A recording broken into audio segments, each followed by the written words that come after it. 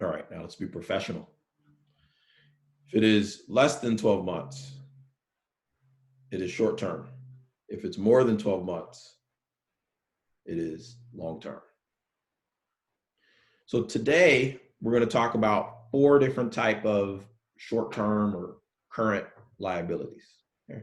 We're going to talk about accounts payable, accrued expenses, deferred revenue, and then contingent liabilities.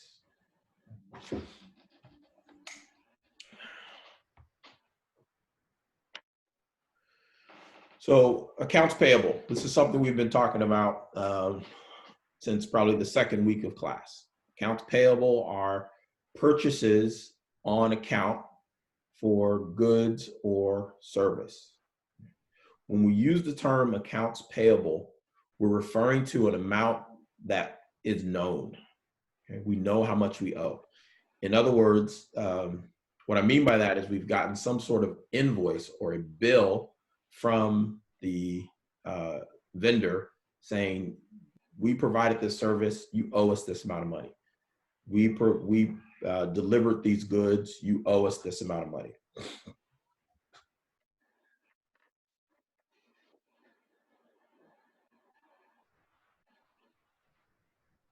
That's all I got to say for accounts payable. Let's do an example.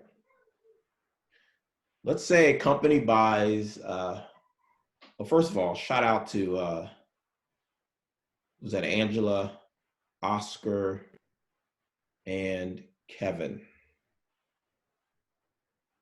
3 of the 4 most famous accountants, 3 of the 5 most famous accountants in the world. You threw Kevin in there, right? Yes, I said, and yes, I did. What Kevin? Yes, 3 of the 5 most famous accountants in the world. I'll tell you the other 2 famous accountants later today. Company buys $18,000 in inventory on account with 210 net 45 terms. Let's pause for a second. What does that mean, 210 net 45? If they pay the full thing within 10 days, they get like a 2% discount. Yes. Otherwise? They have to pay the full amount in 45 days. Yes. Perfect. So if we were to see what this looks like as a journal entry, okay, the company received inventory, right? So we would debit inventory. And we would record, what's today, the 7th? And then we would record a liability for the amount they owe. Accounts payable. How much inventory did they receive?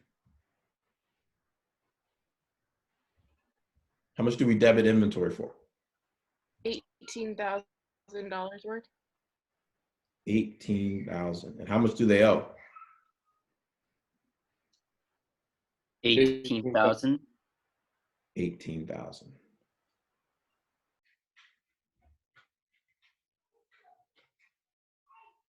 Questions?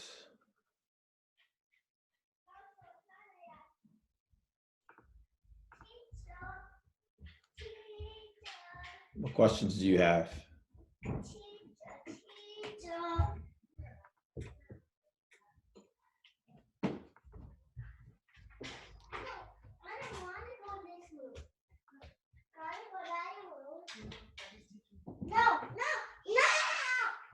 Clearly I'm at home.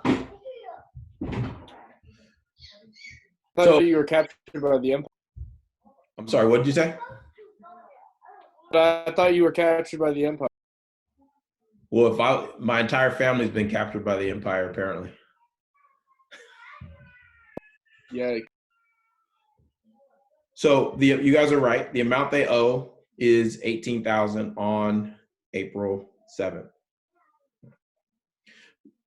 Let's say that on April 10th, my wife's birthday, the company pays the invoice off. What is that? What would that journal entry look like? You mean like they pay the full loan? Yes, they paid the invoice off. Mm.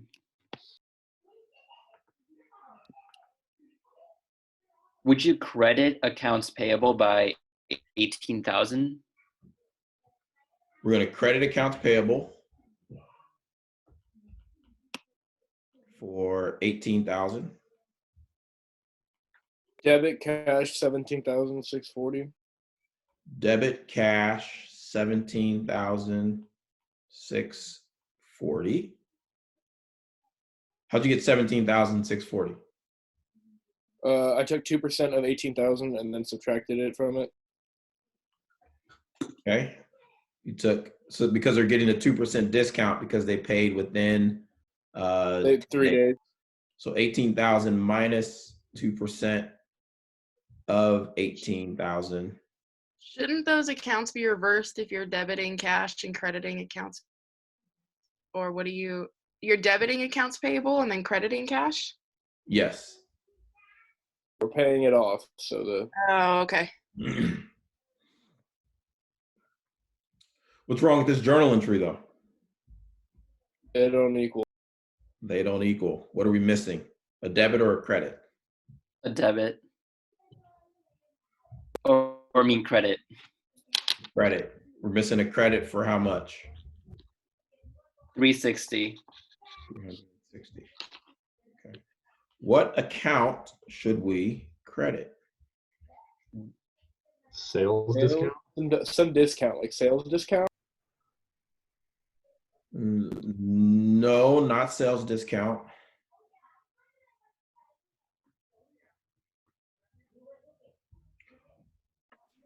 Let's put out some T accounts here. So we owed 18,000, right? We only paid 17,640, but after we paid that, we don't owe anything, right? Because we took advantage of the 2% discount. We paid 17,000. We bought, well, let's see here. We bought inventory of 18,000. And we paid 17,640 for what?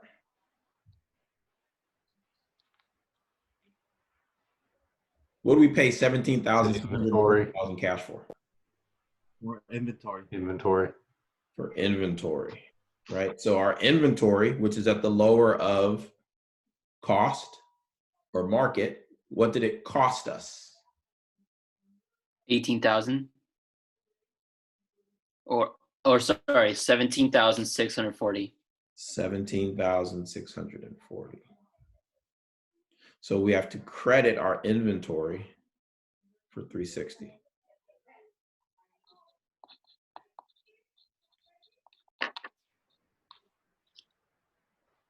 Is that because we're basically recording that lower purchase amount?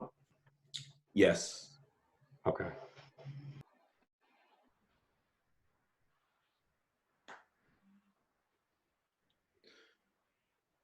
Let's assume we paid this invoice off. Let's say we didn't pay it on the 10th. We waited until the 7th of May to pay it.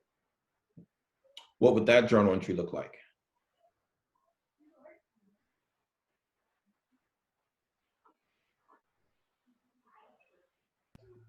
Wouldn't it just be accounts payable 18,000 and then cash 18,000? Yes, it would be.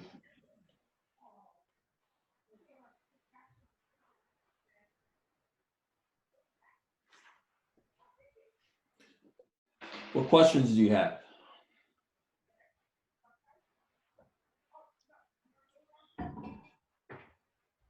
What was the last journal entry?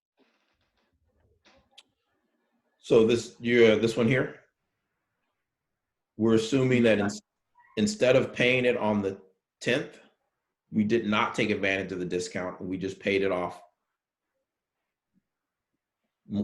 30 days later. Oh, okay. Got it. Thank you. You're welcome.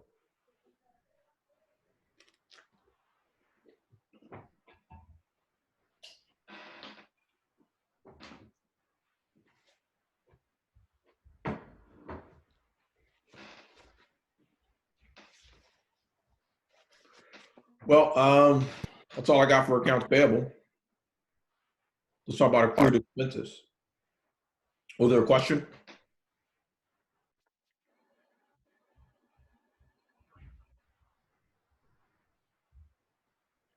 All right, let's talk about accrued expenses. So there's a difference between accounts payable and accrued expenses.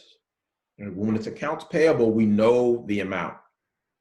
When it's accrued expenses, we know we owe, but we don't know the exact amount that we owe. So this is where we get into this concept of the accrual basis of accounting. Recording expenses as they are used, right? So we know we used it, but we just don't know the exact amount that we owe. This takes us all the way back to chapter 3 when we were doing adjusting journal entries. So we're debiting an expense for what we think the amount's going to be, and we're crediting a liability for what we think the amount's going to be. I can show you an example.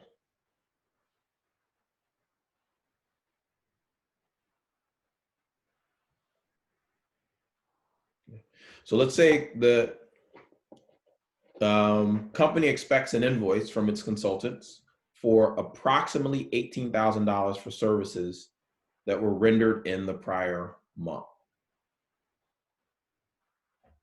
So what's happening is, and this is a law firm, an accounting firm, an IT firm, has been going in to the company throughout the month, doing work for the company, and said, when we get to the end of the month, we're going to send you a bill for the work that we've done. So the company knows they owe something, but they don't know exactly how much they owe, right? Because attorneys, accountants, consultants, we like to bill on an hourly basis. And they're not quite sure, you know, was it 15 hours? Was it 12 hours? Was it 18 hours?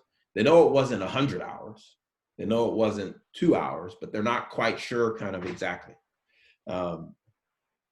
So here, right, the journal entry we would record would be, we would debit an expense. And let's debit, how about consulting expense? And then we would credit some sort of liability. Remember, anything that starts with the word accrued is generally a liability. So here we can call this accrued to consulting.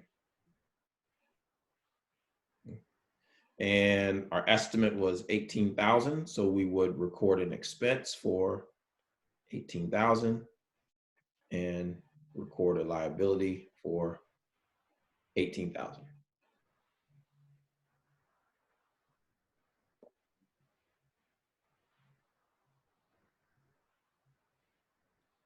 I'm ready to answer questions. Mr. Bell, is the 18,000 an estimated figure that's given?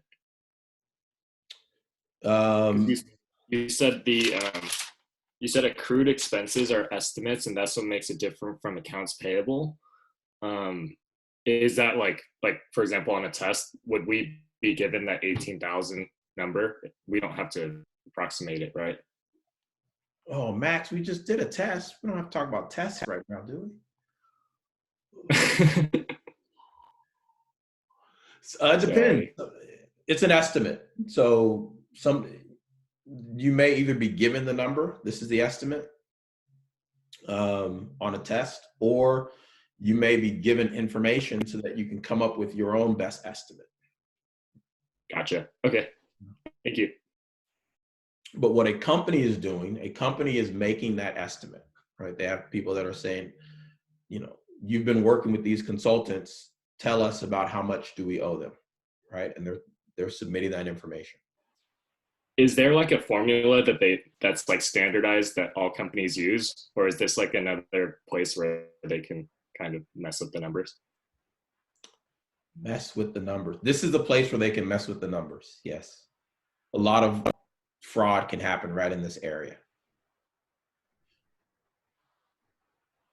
Because, right, you can say it's 18,000, or you can say it's 20,000. If you say the expense is 20,000, well, now your net income or your operating income, your net income is going to go down by $2,000, right? Because your expenses have gone up, right? Revenue minus expenses equals your operating income. Or you can say it's 15,000. If I say it's 15,000, well, that just caused my operating income to go up by 3,000 because I'm lowering my expense. So absolutely. Now you're not going to take $100,000 consulting expense and chop it down to 18,000. That's too obvious. Oh, am I teaching you guys how to commit fraud? Should I pause the recording? No. What you'd want to do is you'd want to look at all of your different accruals and take 2,000 from here, 4,000 from here, 1,000 from here, right? To get to whatever that number, big number you're trying to chop off, 50,000, because then it doesn't look as bad. Because eventually you're going to get an invoice from the consultant, right? And that invoice is going to say, for the month of March, you owe us 16,500. Okay. And you go, yeah, I knew I owed about 18,000. Or you owe us 20,000. Yep, I knew I owed about 18,000, right? You don't have to go back and change anything because it's an estimate, right? Remember, accounting's not 1 + 1 = 2, right? We're all making our best estimate. If you get something that says you owe us 65,000, well, then you've got an error in your financial statements because clearly you were way off.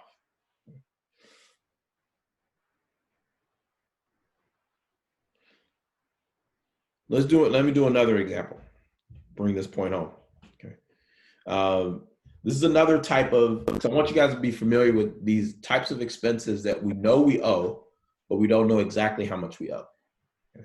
So how many of you, it's April 7th, so you probably do, know how much you owe for your electricity bill in the month of March? I don't. I haven't got the bill yet. Okay. But I can do some sort of estimate of how much I owe, right? I could base it off of, well, what did I owe in January? What did I owe in February? And then March, I was home more often than I was in those months. So maybe I'll add 20%, 30%, right? Or, right, so I can come up with some sort of estimate. So this is to your point, Max. There's no formula, but there is some reasoning that has to go behind approximately how much do I owe, right? And because we're on the accrual basis of accounting, even though I don't have the bill in hand yet, I know I've used the expense in the month of March. So I have to record it as an expense. So here, the journal entry for this one, utility bill, 18,000, I would debit some sort of expense and credit some sort of liability. What expense do you think I should debit? Utility. Oh, good idea. Pretty straightforward. Utilities expense. What liability should I credit? Accrued utilities. Yeah, I like it. For 18,000.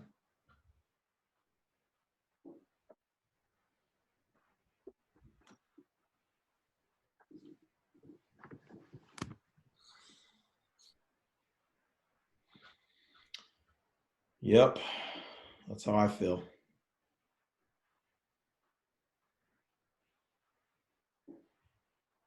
Let's do another one. The company owes its employees $18,000 for days worked between the last payday and the end of the month. The employee deductions are $1,000 for federal taxes and 500 for state taxes. So let's pause a little bit and talk about this. Okay, so when you go to work, right, and say you're making $15 an hour and you work for 4 hours, 15 times 4 is $60. But are you going to get a check for $60?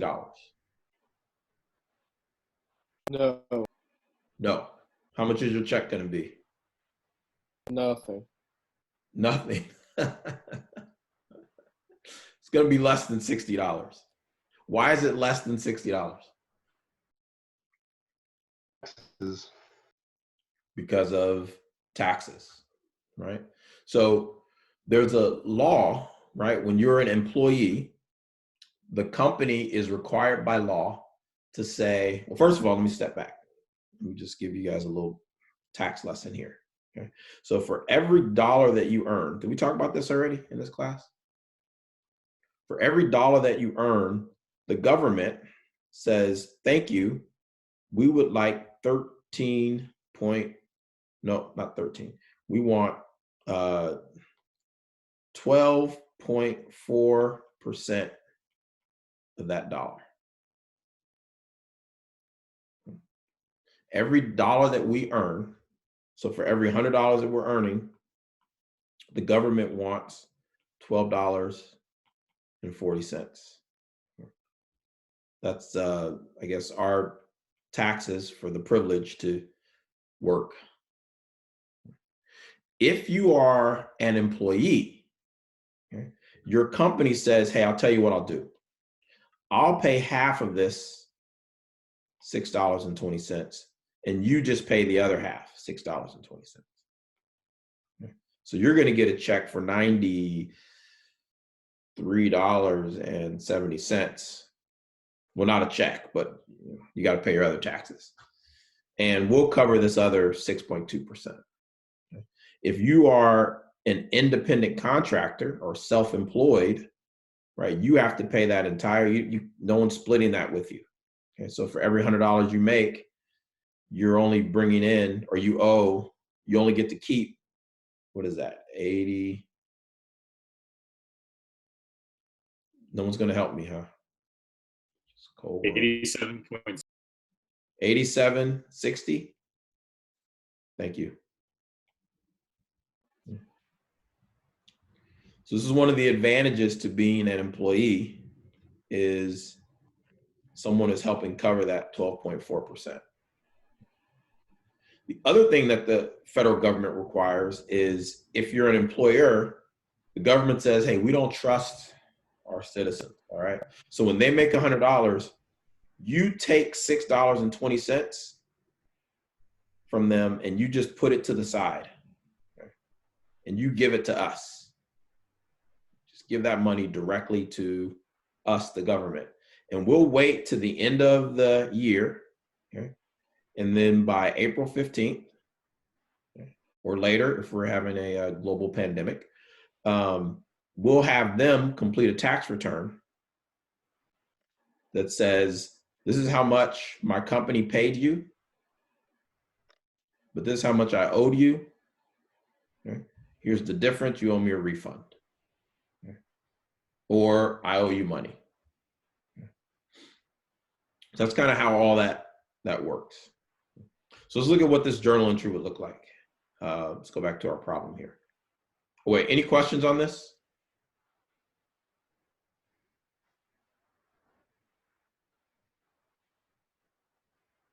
Thought that was some good information.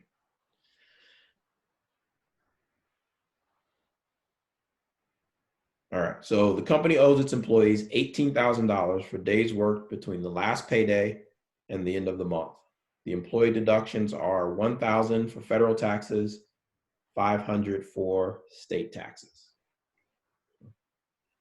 So what would that journal entry look like?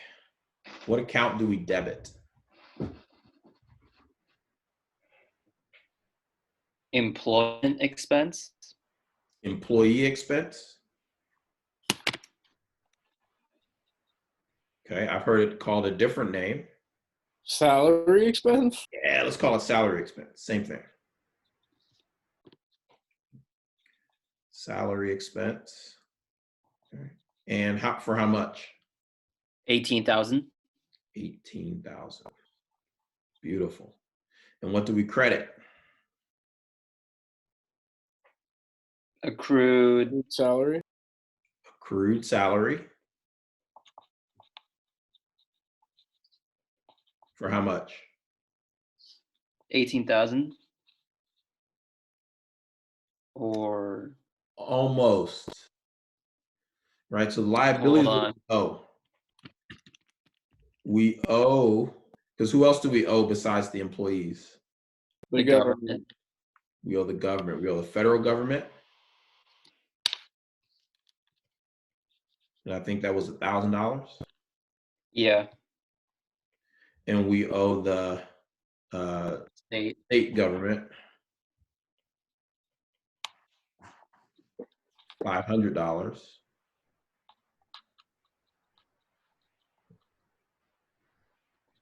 So this accrued salary is 16,500. Thank you.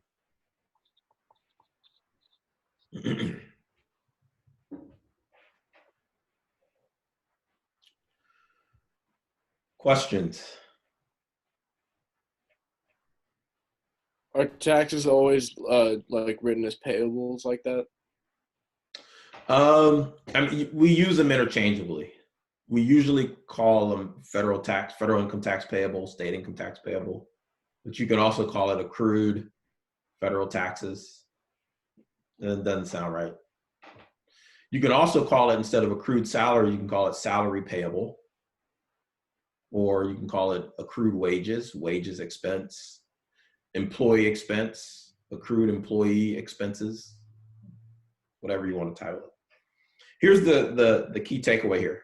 Okay, for the test, Max, the expense is always recorded at gross. This is that $60. You worked 4 hours, making $15 an hour. The salary payable or the accrued salary is always recorded at net. This is the amount that's owed to the employee.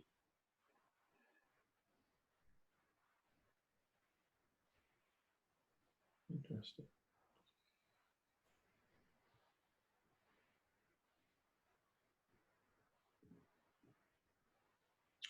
Questions? Can you go back for a second so I can take a picture of the last slide with the information? Of course.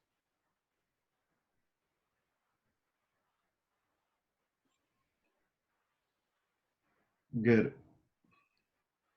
Hey, if somebody just sends me an email and reminds me, I can put the slide deck up on the on Canvas.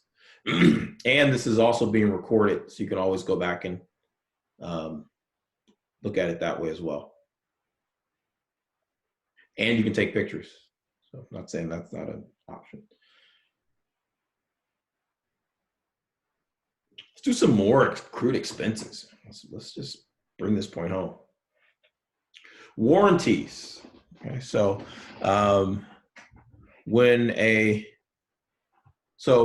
the way warranties work is that when they're selling you this product, they're also giving you a promise, right?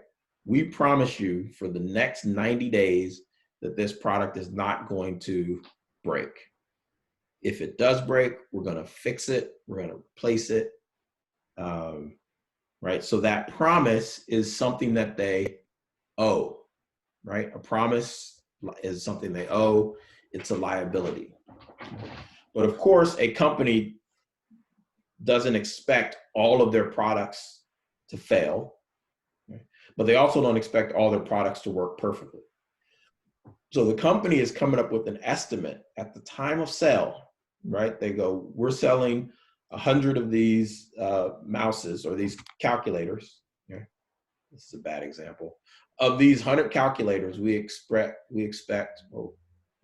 magic.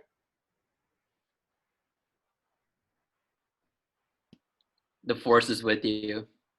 Of these 100 calculators, we expect one of them to break down that we're going to have to replace. Okay. So they would come up, they do some sort of percentage where they look at their, if we had $1 million in sales, product sales, and we expect there to be a 3% defect rate. 3% of 1,000 is, anyone? Oh, scratch that. I'll do a better example.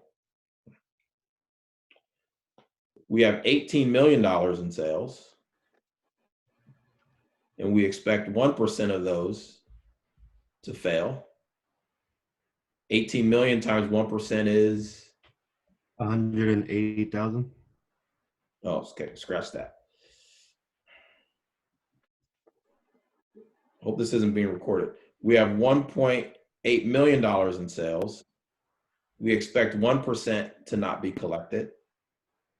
Or what not, let me step, golly. We expect 1% to have defects where we have to replace them, repair them. So how much is our warrant? How much do we have to set aside for warranty? 18,000. Oh, 18,000. Found that math I wanted. So we do that by debiting warranty expense for 18,000. And any idea what we should credit? Accrued warranty. Sure, why not? Accrued warranty, warranty payable for 18,000. So this is Wait, Professor. Yes, sir.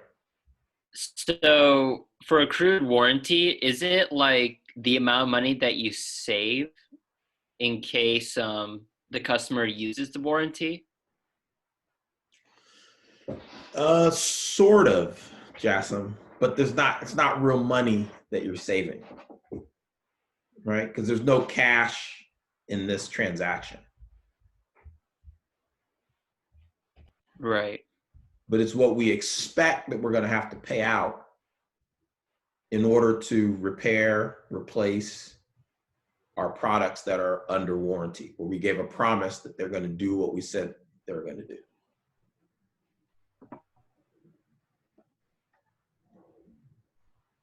Sounds good. So let's take it further, right? Let's say on, that was on, well, let's say we did that as of May 31st, March 31st.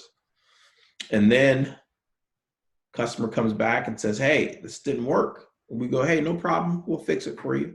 And it cost us $4,000 to fix the product. So we spent $4,000 in cash.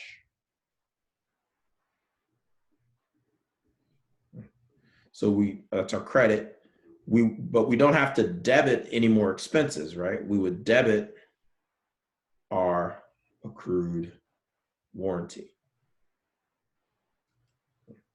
for $4,000, which now leaves us with another $14,000 of what we expect up here, that 1% that we expect to still be defective.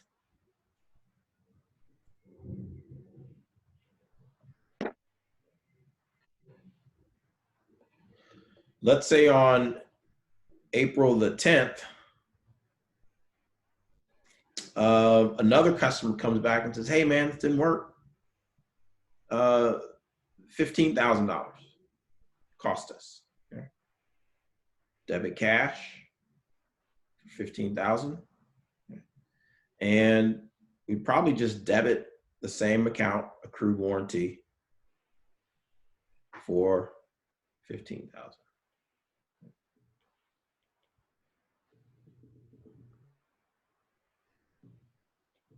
So this is going to look weird because now we've got a liability account that has a debit balance, right? Which is not common. But we don't necessarily have to fix it, because when we get to April 30th and we're doing our adjustment again, right? And let's say we had another 1.8 million, okay? We expect 1% to be defective. Okay? That would tell us debit warranty expense for 18,000,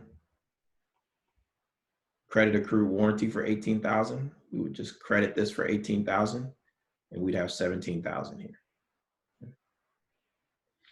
Here's why this is okay. Our estimate is 1%, which means some months, March, April, May, June, some months it's going to be 1.2, some months it's going to be 0.8, some months it's going to be 0.9, some months it's going to be 1.1. Okay? But our estimate is, when we average it out, it's 1%. So unless we're significantly over, we don't have to do any adjustments to our expense account. Questions? So this account would never zero out. If anything, it would just, it's like ever continuous. That's right. Liabilities are permanent accounts though, right? Yes, it is. Yeah, in theory, the only way it would zero out is if you stop offering warranties and then you let the warranty period expire and you go, all right, well, no one else is, we don't have any more products under warranty and we still have $17,000 in this account. That's in theory, but companies don't do that, because we're just talking about accounting. But from a business perspective, the reason why companies offer warranties is because their competitors offer warranties. I mean, why would I go here if I can go here and they're promising the product's going to work? So that's why everyone's doing it. So there'll always be warranties. Got another one. Well, there's a question.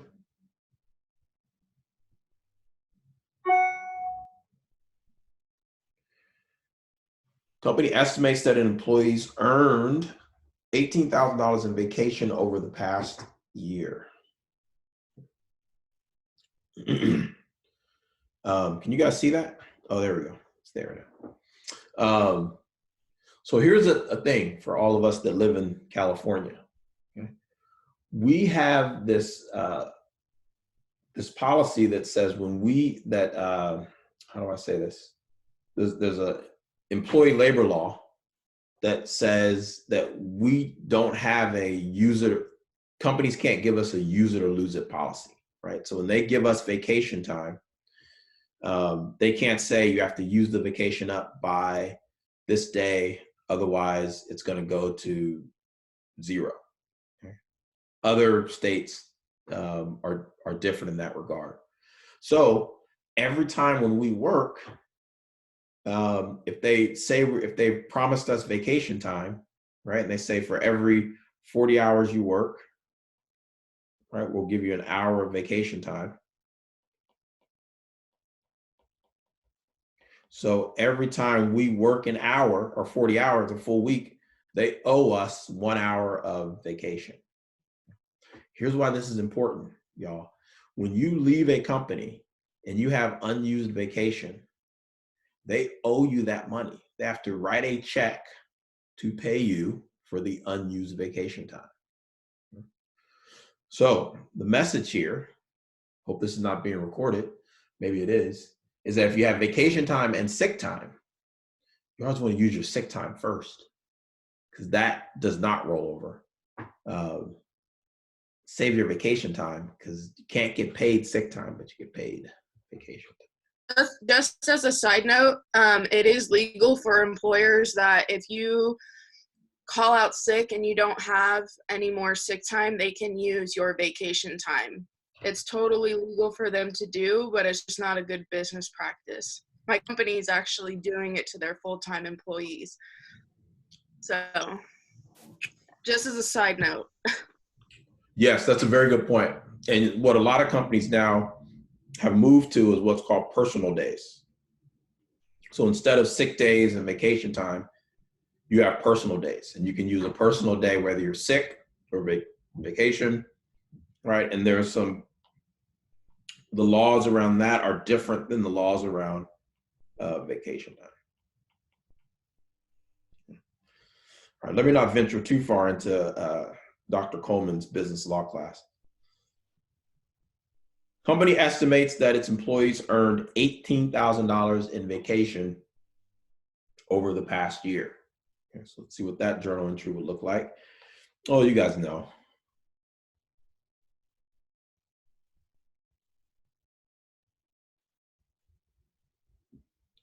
Oh, maybe you don't.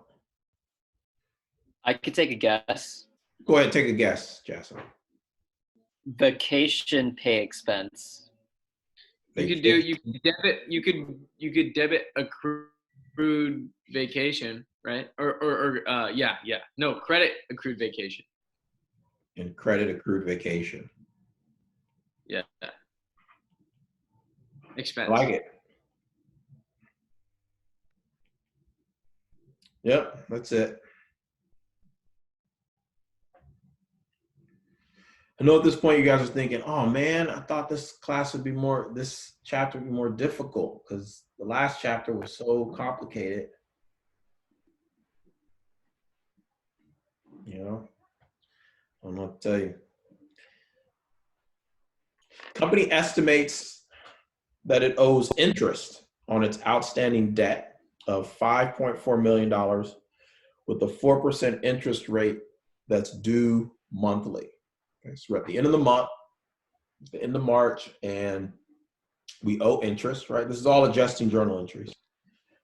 Interest that we owe, but we haven't paid yet. Our outstanding debt is $5.4 million, and it has a 4% interest rate. Outstanding debt is $5.4 million, and it has a 4% interest rate. So what would the journal entry be to record our interests that we owe?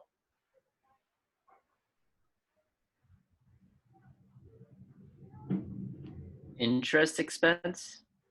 You got it. Debit interest expense. 216,000. And then what do we credit? Accrued interest payable?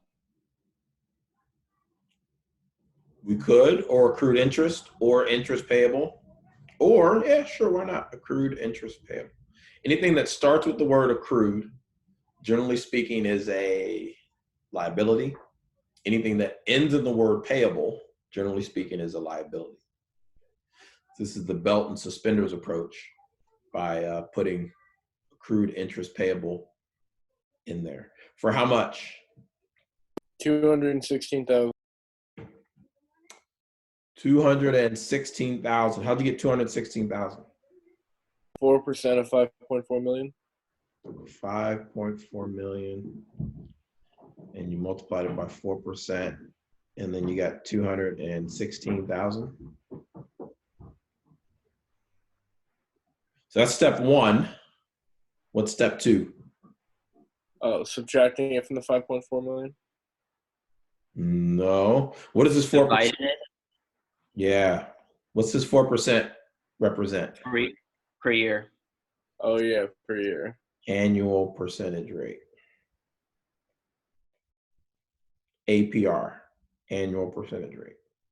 Okay. And we're only accruing for 1 month. So we'd have to divide this by 12 and then multiply it by 1. And we get, what'd you say? 18,000. Oh, that same number keeps coming up. 18,000.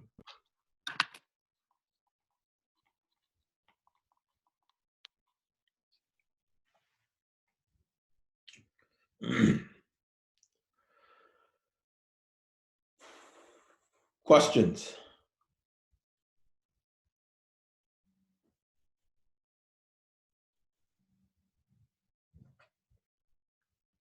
All right. Has the dead horse been beaten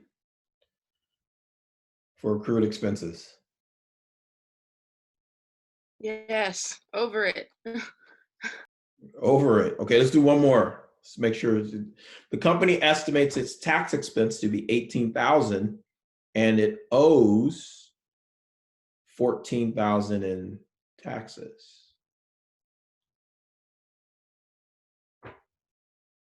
Company estimates its tax expense to be 18,000 and it owes 14,000 in taxes.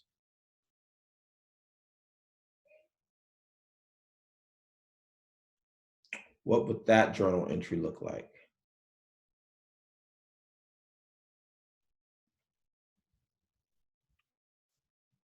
Wait, which one? Oh, this one right here. The company estimates its tax expense to be 18,000 and it owes 14,000 in taxes. Do we first start with debiting tax expense? Okay, I like that. Let's debit tax expense for how much? 18,000. 18,000. I like that. Okay. Then what's next?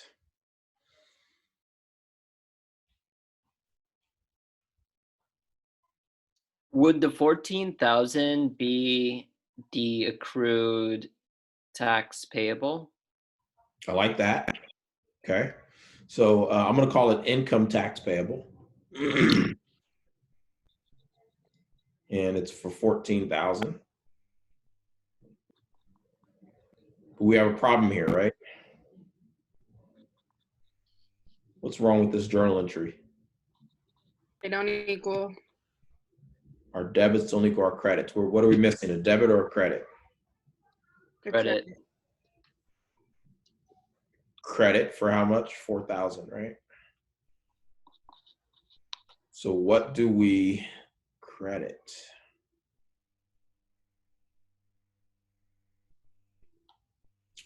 We credit something called deferred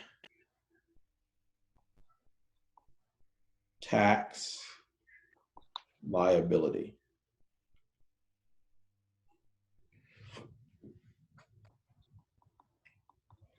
I think I told you guys this dirty, nasty secret about accounting. Did I tell you guys that? I don't think so. Oh man, well I should definitely start recording for this one. So the companies keep two sets of books. They keep a set of books that they give to their investors and creditors in accordance with generally accepted accounting principles, right? And they go, wow, look how much money we made. Whoa, we made $100,000. And then they keep another set of books for tax purposes that they give to the IRS. And they go, oh no, Mr. IRS man, we did not make that much money. We only made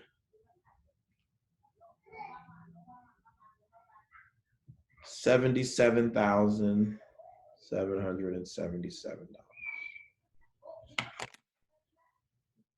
Companies keep two sets of books. We've talked about this in the context of FIFO versus LIFO. We talked about this in the context of straight line depreciation versus double declining balance. Okay. These are all ways to make your taxable income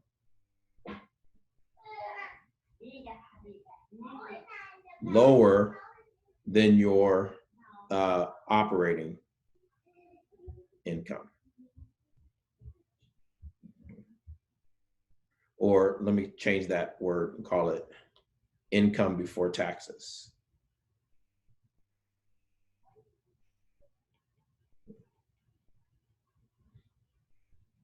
So it's actually not a secret at all. Companies do this. They keep two sets of books. There's a set of books that they give to their investors. There's also a set of books that they give to their to the IRS for tax purposes. I should probably pause there and let you guys ask questions. I think I just dropped a bomb on you. Can you go back to the other page that gave us like the word problem for this? Oh,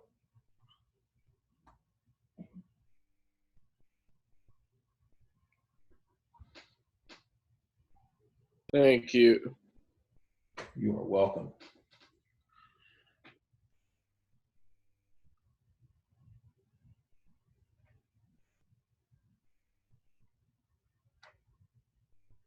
All right, questions on where we are right now?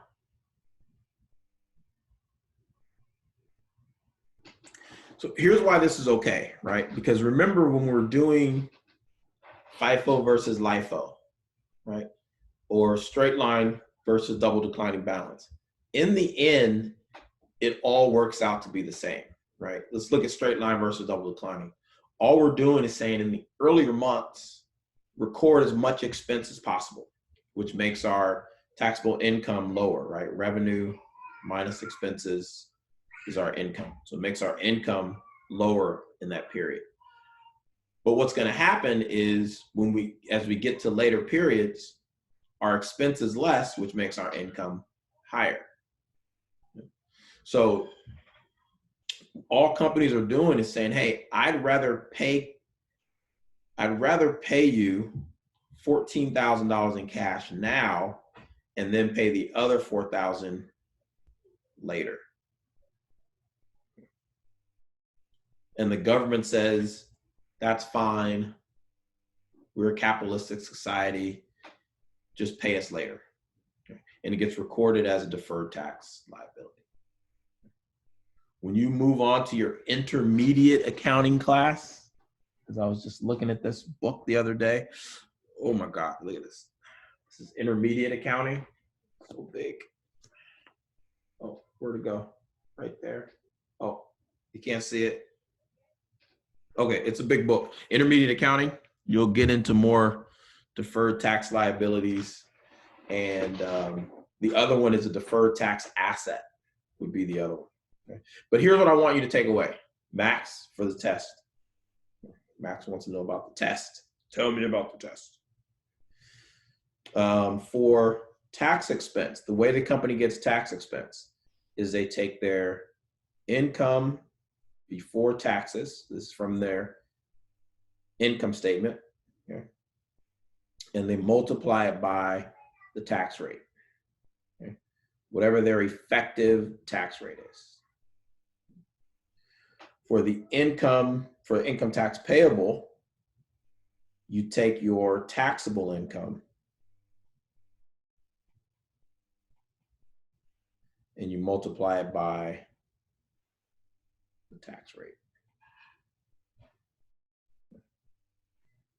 This tax rate and this tax rate are going to be the same, okay? 18%. What's going to change is the 77.77K for your taxable income versus the 100K for your income before taxes.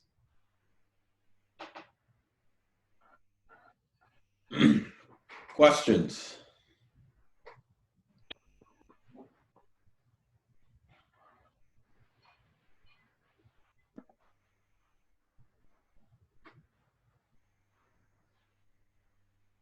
You kind of cut out pretty hard. What did you say about the difference between income before taxes and taxable? You said I cut out pretty hard?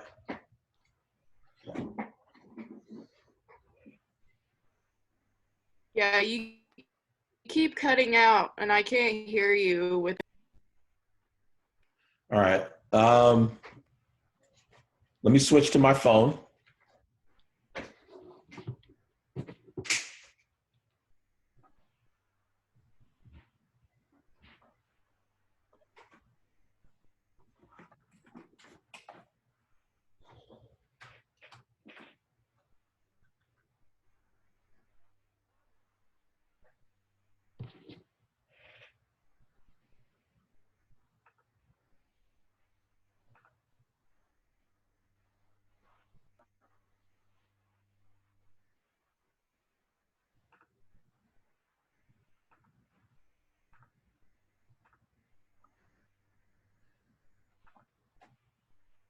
So I'm just switching over to my phone.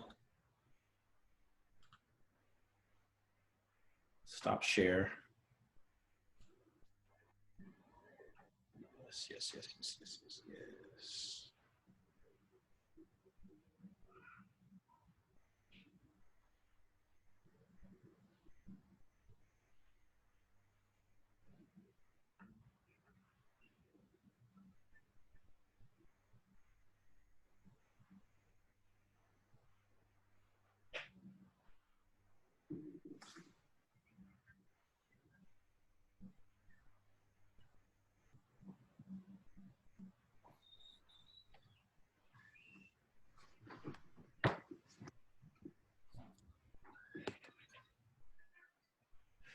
All right.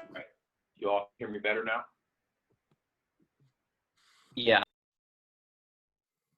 All right. Excellent. All right.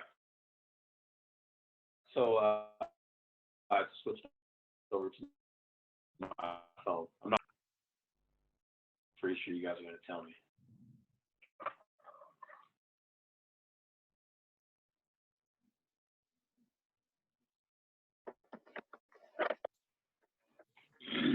It cut off when you were talking about like the difference between income before taxes and taxable income.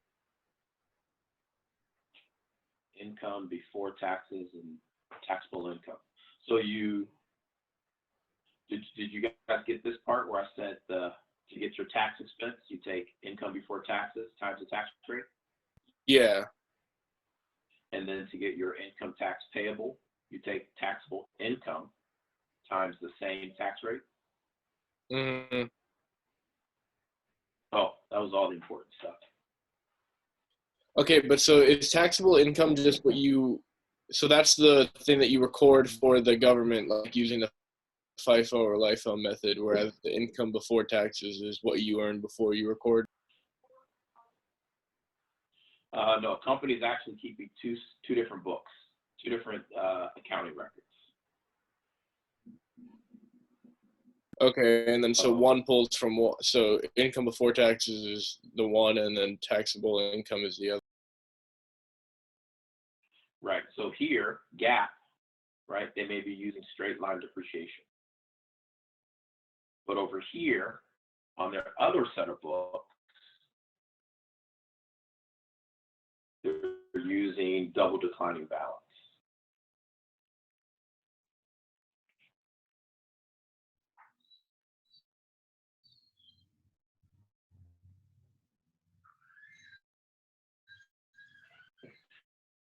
So it's the same, right? It's still revenue minus expenses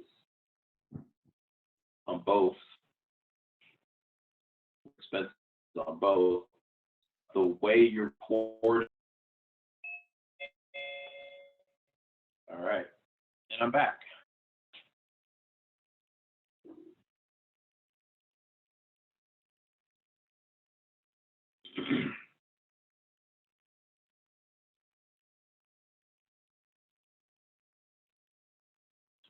All right. So now I think we've definitely beat that dead horse.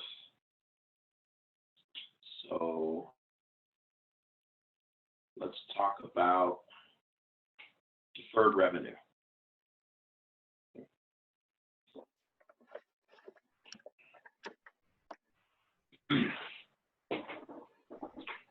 So the way deferred revenue works, right? Again, this is chapter. Deferred revenue is when we receive money from customers, cash, before we perform the service. This creates an obligation for the company. Now the company owes us something, right? They owe us, it's a liability. And we talked about this in chapter 3 with unearned revenue or deferred revenue.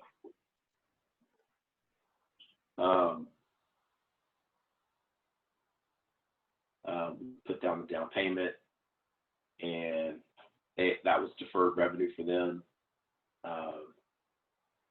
You know, right now, if you're looking up, if you're, you know, sure some of you're somewhat following the news and things that are happening, a lot of companies like Disney, who has annual season passes, they stop collecting money from customers because they understand that's just creating more of an obligation for them, right? But that becomes a deferred revenue. I think Tesla was another example we looked at when someone puts down a deposit for the new Model Y. Have you guys seen the new Model Y on the streets? Doesn't really look that, to be honest. Oh, you said it doesn't look good? Yeah. Oh, I saw somebody ride in one and he looked very happy. The Model Y is like a bigger Model 3, right? That's what it looked like to me. Yeah. So I haven't been able to look inside it, like, other than like online. But they say it can hold 7 people. So 7 adults is what it said. Not sure how I was going to accomplish that. Anyway, let's do an example. So let's say in March, a company receives $18,000 for services to be performed in April. So what would that journal entry look like? The company receives $18,000 in March for services to be performed in April. Would you debit unearned revenue of 18,000?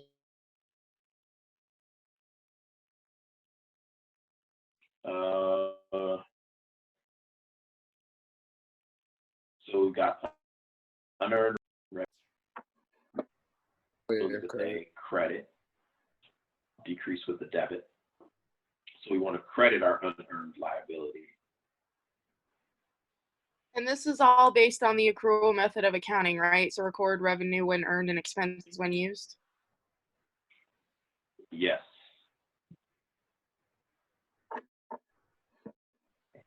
And then what do we debit?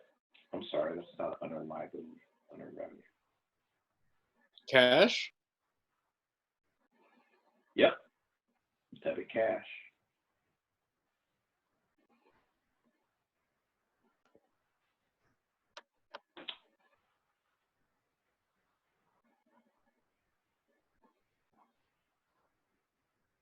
Oh. Let's get past that. So let's say the company performed $18,000 in services in April for that cash that they received in March. So we get to April and the company did what they said they were going to do. What's that journal entry?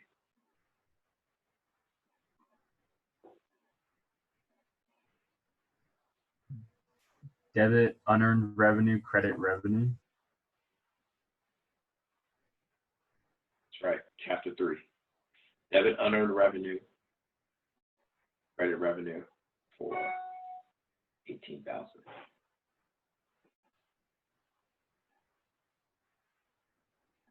Exactly what Madison said, right? We record revenue when it is earned.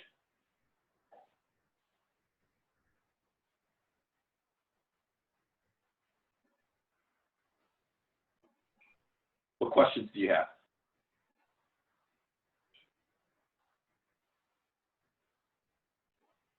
Weird question that's probably like from way back, but what's the other method of accounting? Cash basis. Oh.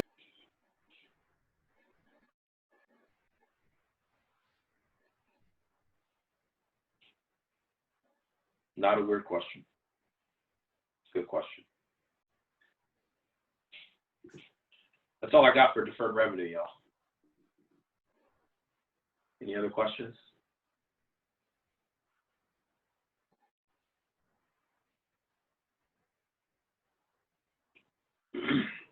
So then I guess we can talk about the fourth and final one, which is contingent liabilities. Now this one's interesting because a contingent liability is not an actual liability. A contingent liability is something that could become a liability depending on the outcome. So the best example I can think of is a lawsuit, right? Companies being sued by another company, and the question is, when do we say that we owe them money? If the lawsuit's still going on, like when do we say we owe them money? So here we have three options. We can accrue, and by accrue, that's just a fancy word for record a journal entry. Accrue is just a fancy word for record a journal entry. Or we can disclose it. So disclosing means that we're going to record it as we're not going to record a journal entry, but instead what we're going to do is we're going to disclose, we're going to write about it in our financial statements, in the notes to our financial statement. Or we can do nothing, okay? Which means we don't record an expense.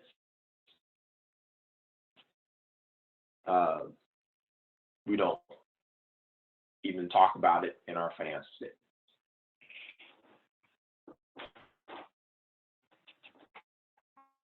The decision of what's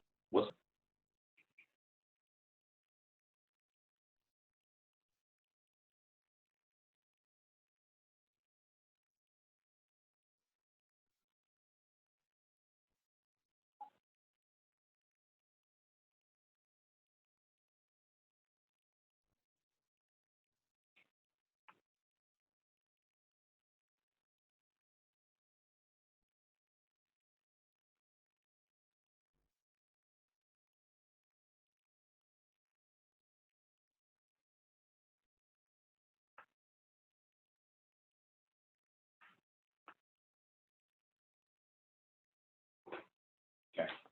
So what's the likelihood of us having to owe them, right? What's the likelihood of the outcome, right? And so our three options is it's probable that it's going to happen, probable that we're going to owe. Let me go here. It's a remote chance, so very little chance that we're going to owe them anything. And then the third one is less than probable, but more than remote. And yes, these are the terms that we use in accounting. So what's the likelihood of the outcome? And then the second one is, can we estimate the amount that we owe? Okay. And either the answer is yes, we can reasonably estimate it, or no, we cannot reasonably estimate it. So if it is probable and we can reasonably estimate, then we would accrue it. Okay. So what we're saying is we're being sued. Hold on, let's slow down.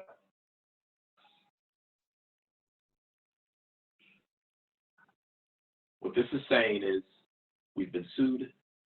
It's probable that we're going to settle this lawsuit, and we're probably going to settle it for $1 million. Okay?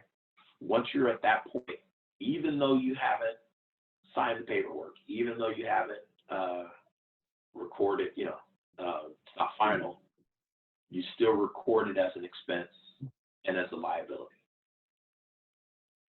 This gets back to that accounting concept that's not a real concept called conservatism.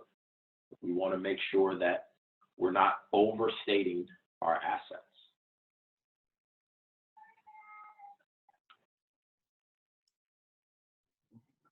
If it's probable that we're going to lose the lawsuit, but we can't estimate the amount that we're going to have to pay, then we disclose it. So we put something in the footnotes to the financial statements that says, we're in a lawsuit, we're going to owe some money, but we don't know how much you're going to owe. Okay? But you're letting the investors and creditors know that there's a high likelihood that you're going to owe some money. If it's in this middle thing, less than probable, more than remote, and you can reasonably estimate what the amount's going to be, you disclose it. It's a paragraph that says we're in a lawsuit, we may win, we may lose, we don't know. If we were to lose, it would cost us $1 million. We're just giving this information to the investor and the creditor. Less than probable, more than remote, you cannot estimate it. You also disclose it. So we're in this lawsuit, we may win, we may not win. We have no idea. If we lose, we have no idea how much we're going to owe. But you're giving the investors, you're giving the creditors the information. If it's a remote chance that you're going to lose. Can you just slow down just for a second so I can write all this? Oh, okay. Thank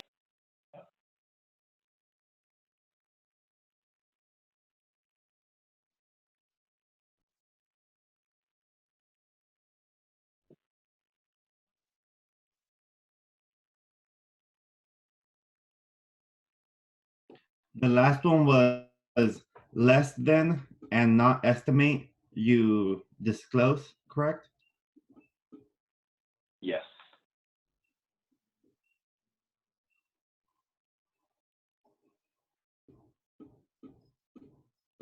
Okay, you can move forward. All right. Are others ready? Yes. All right. If it's a remote chance that you're going to lose the lawsuit, and you can estimate, okay, we doubt we're going to lose this lawsuit. We've been sued by 3 other people. This person's asking for $1 million. Do nothing. If you don't think you're going to lose the lawsuit, you don't have to record it. You don't have to disclose it in your financial statements.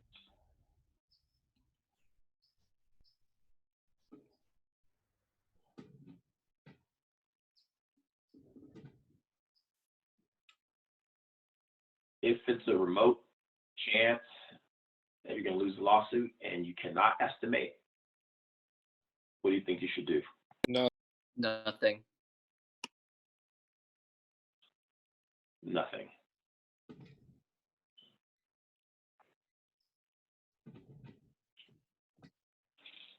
So Jacqueline and I love to talk about Tesla. About 3 years ago, no, more than that, about 4 years ago, some of the Teslas were starting to catch fire. And obviously, some of the owners of those cars were suing Tesla, saying, hey, this was you caused this damage, you need to pay us. And the company did not disclose, they did not record any liability. They did not disclose anything in their financial statements. And so fast forward a year later, when they were settling lawsuits, some investors said, hey, you should have told us about this.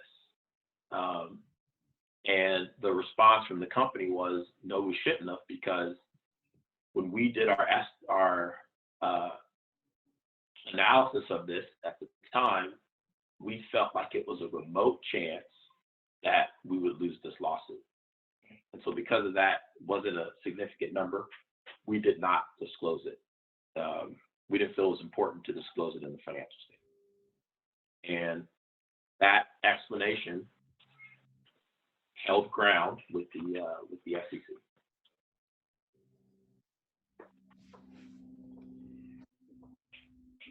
So the only one you accrue is the first one, which is probable and reasonably estimate.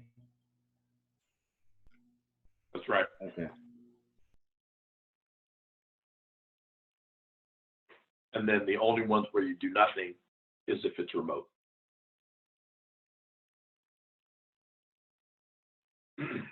Everything else is the disclosure. So if the company has a lawsuit and it's probable that the company is going to settle for $18,000, they would write a journal entry that says debit, let's call it miscellaneous expense, credit, accrued liabilities. Because it's probable and they can estimate the amount. What do you debit and what do you credit again? Sorry.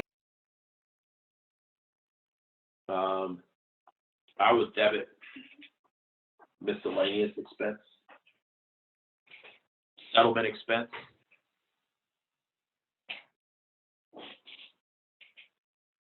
and then I'd credit just something general, accrued liabilities, accrued settlement expenses.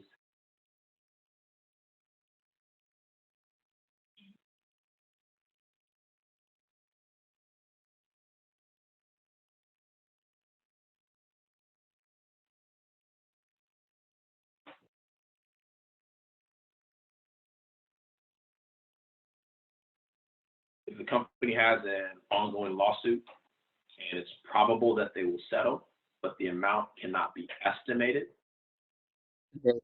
Disclose it. there's no journal entry to write, but they would write in the footnotes to the financial statements, we're in a lawsuit, here's some information about it. We can't estimate what the amount is going to be. And they can give a range of what the amount could be, anywhere from $1,000 to $20,000. Or they could say, we can't estimate what the amount will be.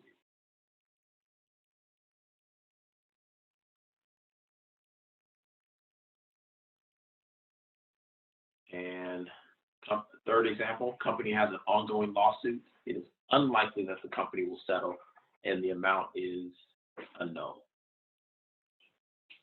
Do nothing. That's correct. In this example, nothing to do.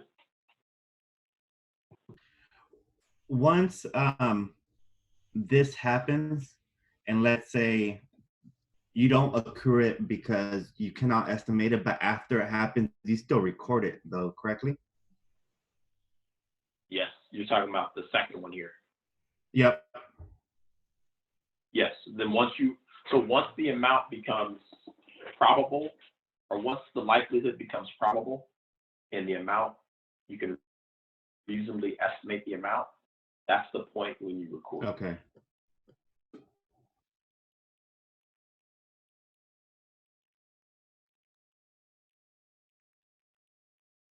So again, I mean, this whole chapter is a great place to commit fraud, because people would say, well, you know, our financials for March 31st are going to be finished by April 10th. And as of April 10th, I could not estimate what the amount would be. But then on April 12th, oh, I got some more information. Now I can estimate the amount, right? And so then, but it's too late to record it in the financial statement. Another way to commit fraud.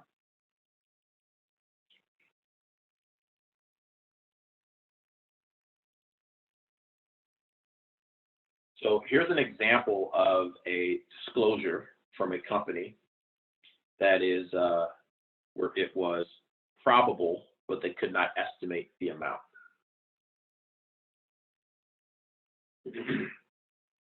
Does anybody know where I pulled this footnote from? Which company? PG&E's 10K. from PG&E. So you can see here it says it's all in this footnote called commitments and contingencies, contingent liability. And the long, I mean, these footnotes can be like 20 pages long, right?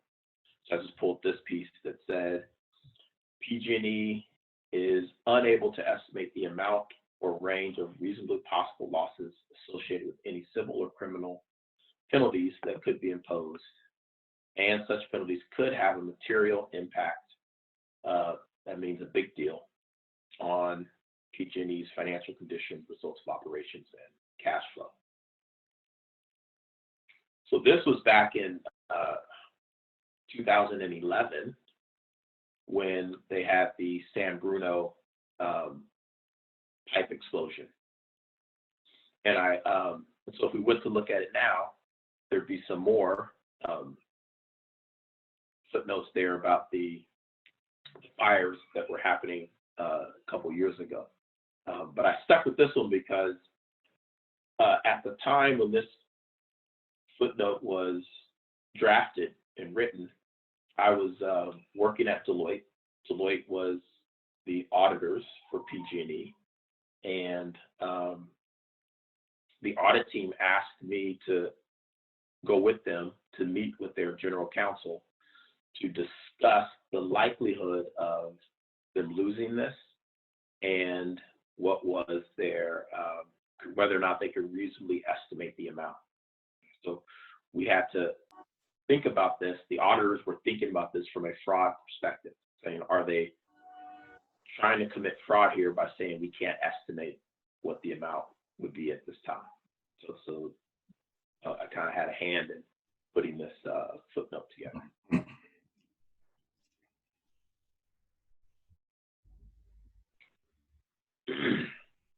All right, so the last thing to talk about are some financial ratios.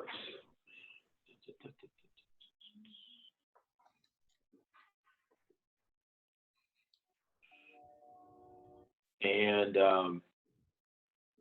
the two ones to talk about are the accounts payable turnover and the days in payable.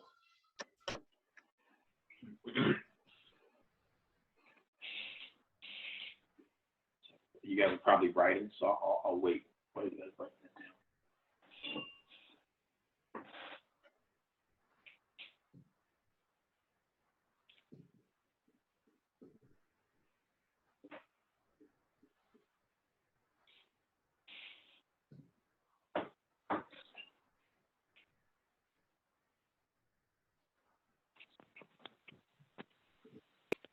The average accounts payable on the bottom, would that be beginning accounts payable and then ending accounts payable? Yes.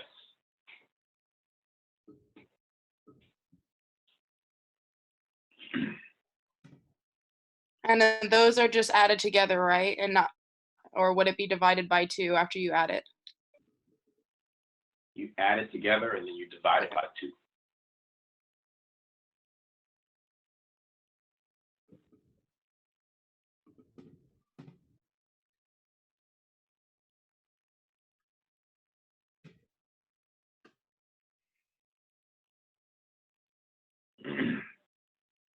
All right, so let me tell you what this means, because I think the meaning is more important than the formula. So similar to when we were doing the accounts receivable turnover and the days sales outstanding back in chapter 5, what we were asking ourselves is, how long does it take us in terms of days for us to collect money from our customers? So in other words, issue an invoice and then get paid for that invoice, turn it over. Issue another invoice, get paid for that invoice. This accounts payable turnover is doing the same thing, but it's looking at it from a vendor's perspective. So how long does it take for us to receive a bill and then pay the bill. So with day sales outstanding, we obviously want that number to be as short as possible. We want to send a bill to our customer on Monday, and we want that customer to pay us by Friday, right? We want to get paid as soon as possible. When it's payables, right, we want that to go as long as it possibly can go. So if you send me a bill that says, Eric, you have to pay this bill on April 30th to avoid a penalty, I am going to not pay it until April 28th, because why would I pay it sooner? So we're looking at it from, we want that number to kind of extend out as long as it can go without, pissing off our vendor or causing us to have to pay more money. So that's what this one is telling me.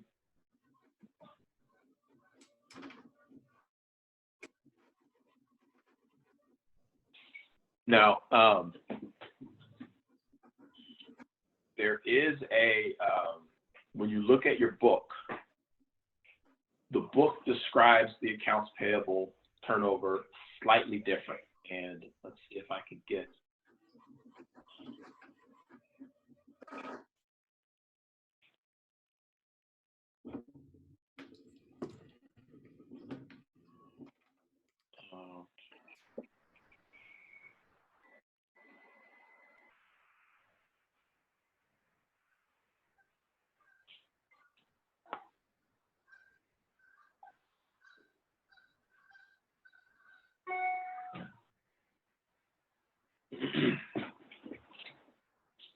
So your book looks at purchases from suppliers divided by your average accounts payable. And that's how you get the AP turnover.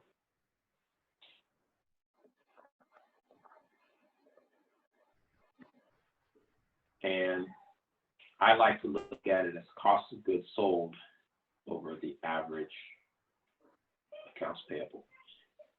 Here's the difference. Got your inventory. It's that inventory roll forward. You got your balance of inventory. You got your ending balance of inventory. And then right here, you have your purchases. And then on this side, you've got your cost of goods sold, what you sold. So as long as this number and this number are relatively close, right? As long as these are pretty close numbers, 100, 99, then these two numbers will also be very close.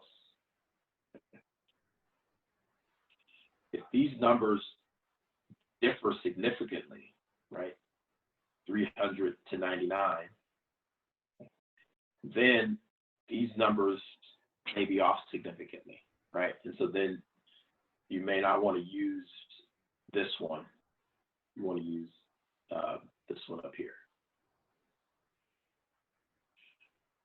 The reason why I like to use the cost of goods sold is because when you look at a company's 10K, which is what we're going to do in the lab, they're not going to tell you what their purchases from suppliers are. But I can always find the company's cost of goods sold, because that's going to be on the income statement. So this is more depth than you probably need, but I just figured we should still talk about it.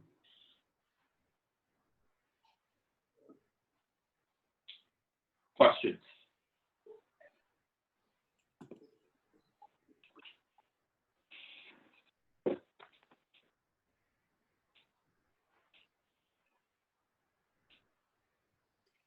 What was the AUG on that you wrote down?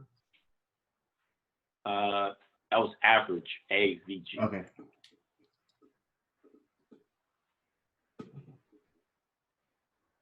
And the top one, did it say purchases or purchase of supplies?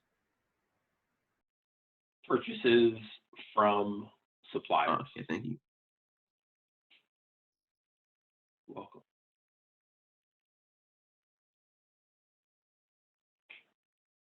Any other questions?